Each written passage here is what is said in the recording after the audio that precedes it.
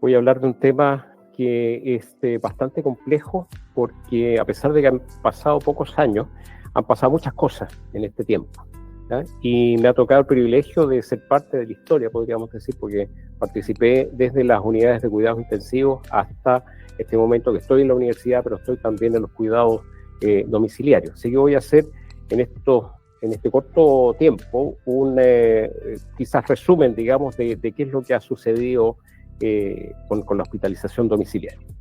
Lo primero, ¿de quién fue la idea? O sea, ¿por qué salieron los cuidados domiciliarios?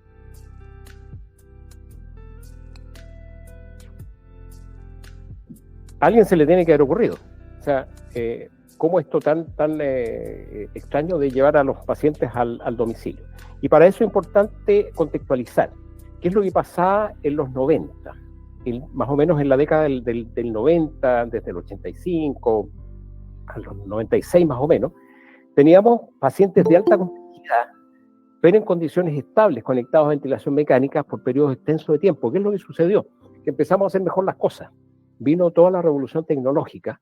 Piensen ustedes que Internet apareció justamente en ese periodo, en el año 82, por ejemplo, empieza el Internet como sistema, digamos, realmente oficial. Por lo tanto, todo lo que es la automatización de los sistemas, todo lo que es la digitalización, el monitoreo, los ventiladores mecánicos, todo. En ese entonces teníamos también ya elevados costos del día cama en las unidades de cuidados intensivos.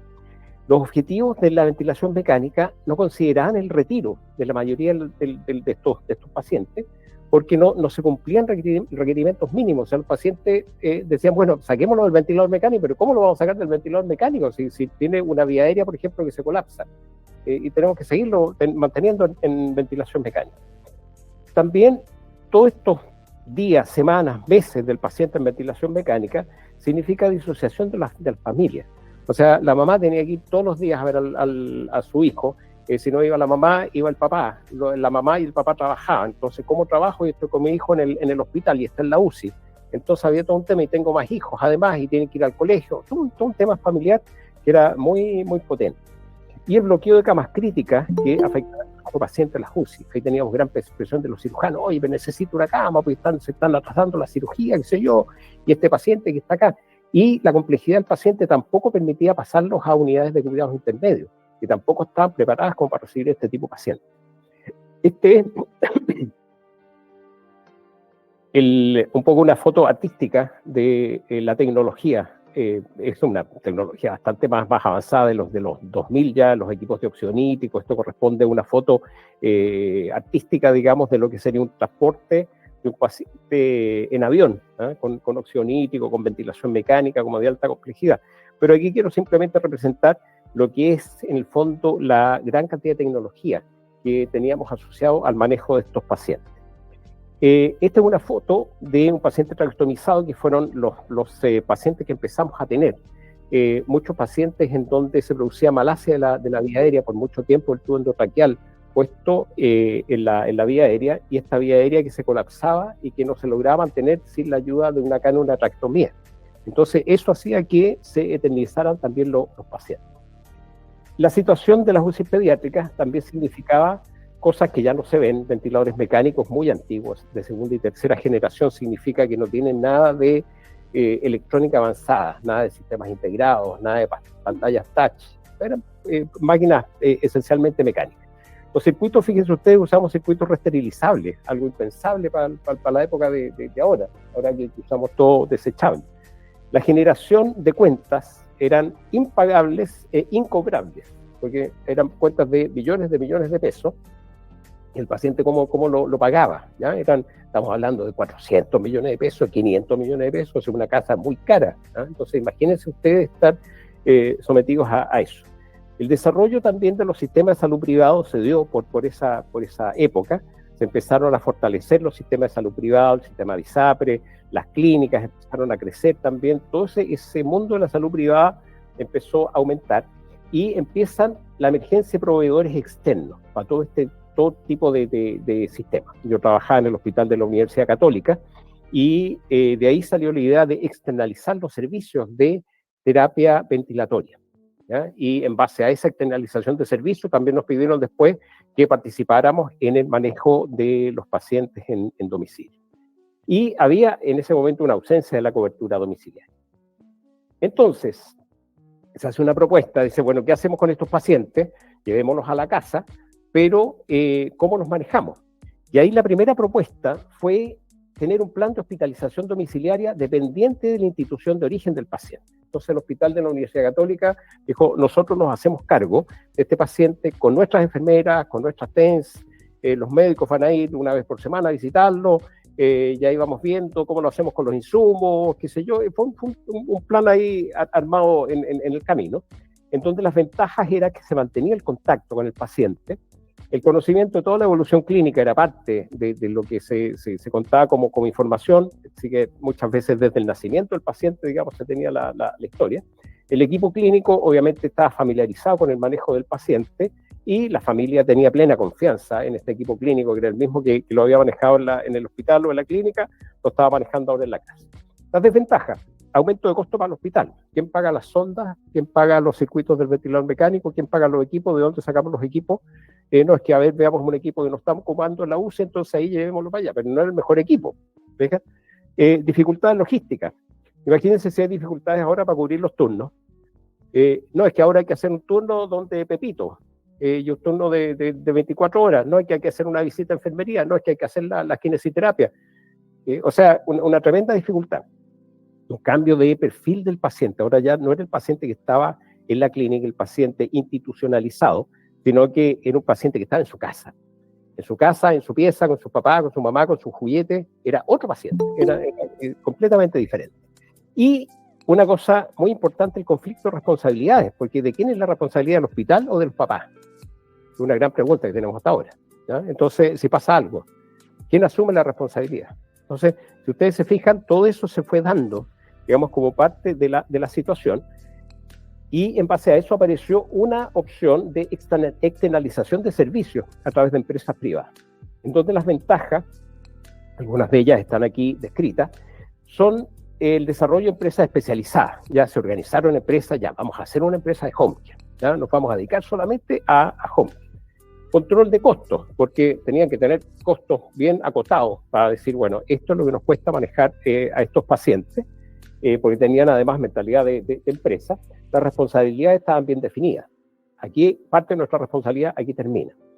Tenían disponibilidad de equipos e insumos, porque se hicieron inversiones justamente como para cubrir las necesidades de los pacientes.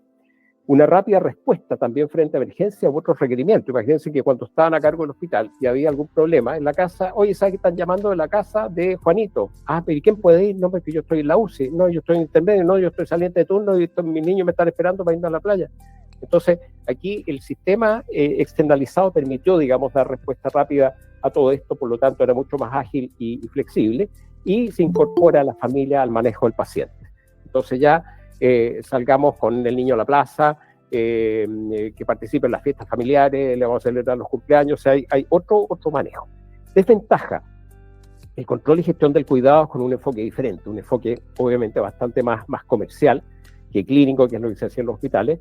El financiamiento hasta el día de hoy es parcial, o sea, las aseguradoras pagan solamente parte, digamos, del costo, y el resto lo tienen que hacer los padres.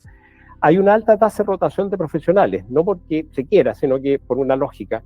Si acaso hay muchos pacientes, hay que maximizar el uso de los profesionales, por lo tanto no se asegura que un mismo perfil, digamos, de profesional esté siempre viendo al paciente, o un mismo staff de gente sea el que siempre ve ese paciente. De repente se da, de repente no se da, entonces eso también es un tema.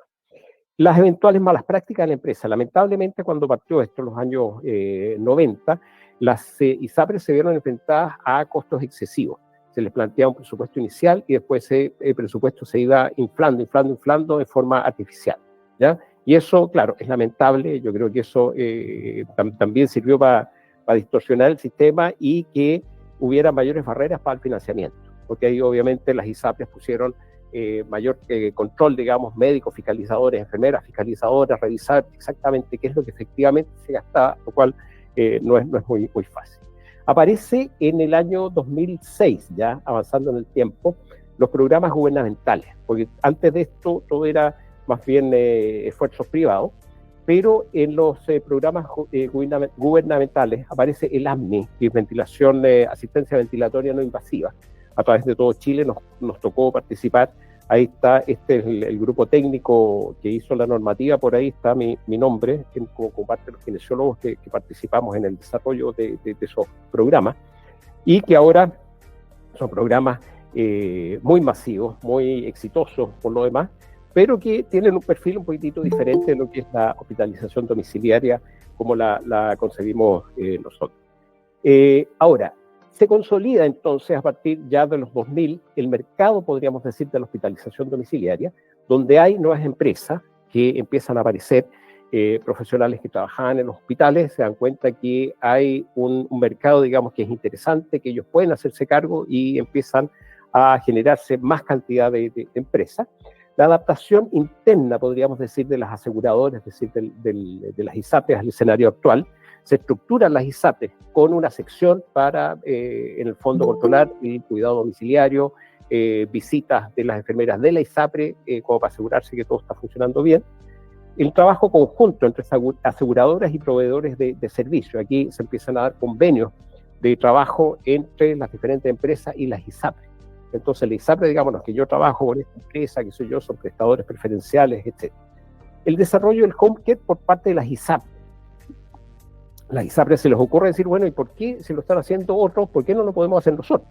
¿Ah? Y empiezan a desarrollar su home care, pero eso, la verdad es que fue de ida y ahora está de vuelta, porque obviamente es mucho mejor externalizar los servicios, ¿no? Varias iniciativas de las ISAPRE como que no anduvieron demasiado bien. Y algo que es muy importante, la organización de los usuarios, y como usuarios entendemos a todos, a padres, a prestadores, a profesionales. Yo creo que eso es una cosa muy, muy virtuosa que hay que favorecer y facilitar. La diferenciación y especialización de las empresas, ¿cómo se ha ido dando? Por regiones del país, diferentes regiones del país han aparecido diferentes empresas por la concentración de pacientes en diferentes áreas. Como quien dice, el que mucho abarca, poco aprieta, digamos, es mucho más lógico tener empresas regionales a cargo de los pacientes. Por nivel de complejidad de los pacientes, actualmente tenemos empresas que ven solamente pacientes básicos y otras empresas que ven pacientes complejos. En el caso nuestro, en TV UCI, nuestro perfil, digamos, es pacientes ventilados crónicos, ¿eh? Y somos reconocidos por eso, por tener un manejo especializado. Por volumen de pacientes o por provisión de servicios, también la cantidad de servicios que se prestan o por la cantidad de pacientes que se tienen. Por área de especialidad, por tipo de paciente, pacientes adultos, pacientes pediátricos, etcétera, etcétera. En la profesionalización de los cuidados domiciliarios también se dio este tema que a medida que iba pasando el tiempo ya nos dimos cuenta que el paciente en cuidados domiciliarios tenía un perfil diferente. Entonces hay que especializarse, hay que desarrollarse. La ventilación mecánica, por ejemplo, es diferente por estamento. Los médicos se dieron cuenta que las visitas del paciente en cuidado domiciliario también tenía que tener un levantamiento de información diferente. Las enfermeras, que tienen un papel fundamental ahí, que es el control de todo el sistema. Los kinesiólogos, las sesiones de kinesiología, que va a hablar en un rato más Rodrigo Alaña, también tienen cosas diferentes. Aquí sí, el papel del ascenso, o sea, trabajar como TENS en un hospital es completamente diferente que trabajar en un domicilio. O sea, el nivel de responsabilidad, el nivel de actividad, el nivel de supervisión, es un mundo completamente diferente.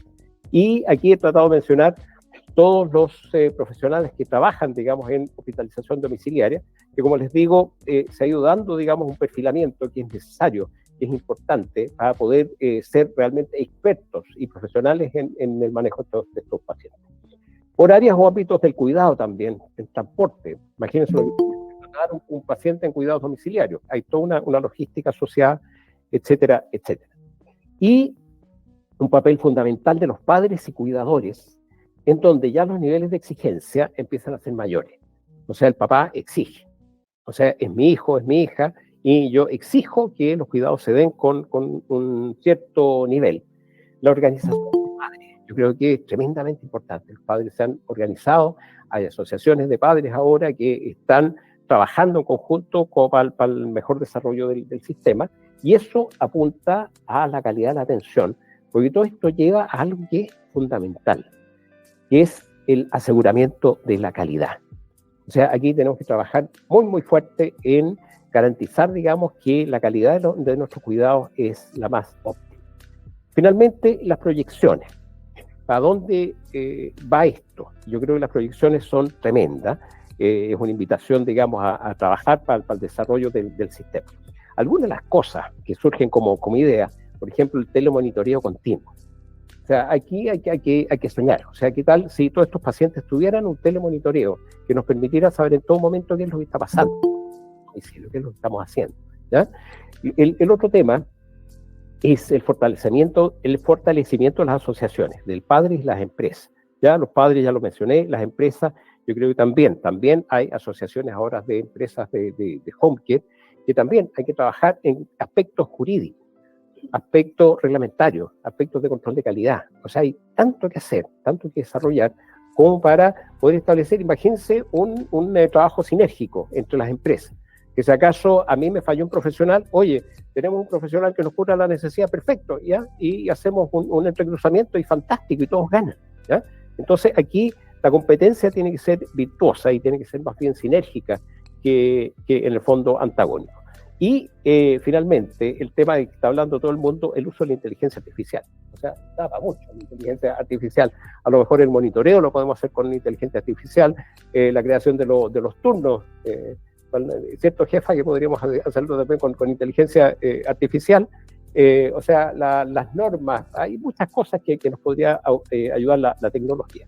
Por ejemplo, esta imagen yo la hice con inteligencia artificial, que está en desarrollo. Tenemos que ayudarle todavía un poquitito, porque si ustedes se fijan, el fonendoscopio que usa esta enfermera tiene como aspecto de fonendoscopio, pero no es un fonendoscopio, una cosa como bien rara, y los brazos de este niñito salen los dos como del mismo lado, ¿ya? Entonces, y esto pareciera ser un oxímetro de pulso, pero ahí como que se anduvo confundiendo, digamos, la inteligencia artificial. Entonces, como últimas palabras, yo creo que hay mucho por hacer. Les quise dar una visión rápida de cómo fue la evolución, digamos, desde el inicio hasta el día de hoy, pero estamos también en una posición privilegiada, como para seguir desarrollando, para seguir avanzando en todo esto. Así que la invitación es a seguir trabajando, seguir participando y disfrutar de esta jornada. Muchas gracias.